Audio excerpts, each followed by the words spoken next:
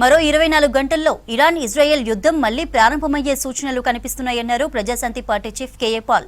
పాకిస్తాన్లో శాంతి చర్చలు పూర్తిగా ఫెయిల్ అయ్యాయని చెప్పారు. తాను అమెరికా వాషింగ్టన్ డీసీలో యుద్ధం ముగిసేలా చర్చలు జరుపుతున్నానని తెలిపారు. వారాగాలని ప్రజలందరూ ప్రార్థించాలని కోరారు కేఏ పాల్. గంటల తర్వాత మరలా ఈ ప్రపంచ యుద్ధం ఆరంభమయ్యేటట్టు కనబడుతుంది. పాకిస్తాన్ పీస్ టాక్స్ కంప్లీట్గా ఫెయిల్ అయిపోయాయి. ఫిబ్రవరి 28 నుంచి నేను ప్రయత్నిస్తూ అవతల పాకిస్తాన్ లీడర్స్తో, ముఖ్యంగా ఇరాన్ లీడర్స్తో నేను జరిగిన చర్చలు మీరు విన్నారు.